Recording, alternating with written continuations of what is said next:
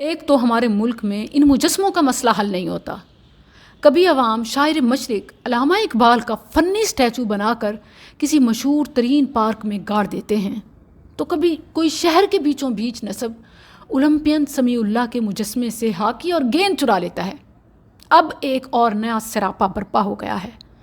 وفاقی دارالحکومت اسلام آباد میں ایک لڑکی نما مرد اور مرد نما لڑکی، جی ہاں، کیونکہ کنفرم کوئی جنڈر نہیں تھی، انہوں نے نیم برہنہ لباس میں قائد اعظم رحمہ اللہ کے مونومنٹ کے ساتھ فوٹو شوٹ کرایا.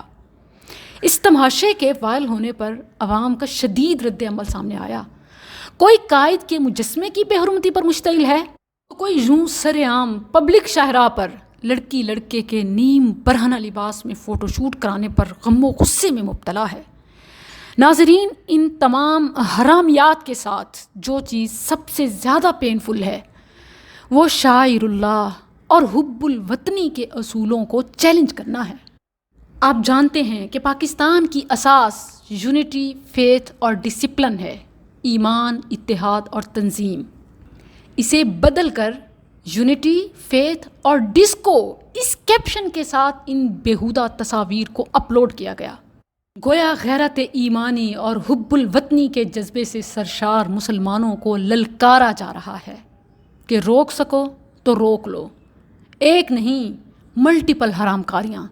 ناظرین، چوری اور سینہ زوری کی حد تو یہ ہے کہ بجائے اس کے کہ ان پر مقدمہ کیا جاتا، ان کے خلاف اپیل کی جاتی، انہوں نے اپیل کر ڈالی کہ ہماری جان کو خطرہ ہے، ہمیں تھریٹ کیا جا رہا ہے، ہم سے ہمارا بنیادی حق freedom of speech, freedom of expression چھینا جا رہا ہے، آزادی اظہار پر گویا حملہ ہو گیا ہے.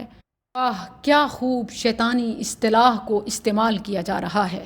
اسلامی ملک میں اسلامی تشخص پر اٹیک کی اس سے بڑی مثال آپ کو اور کہیں نہیں ملے گی. الٹا چور کوتوال کو ڈانٹے.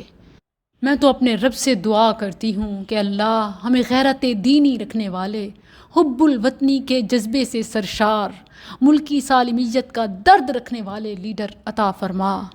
اللہم لا تسلط علینا من لا یخافک فینا ولا یرحمنا.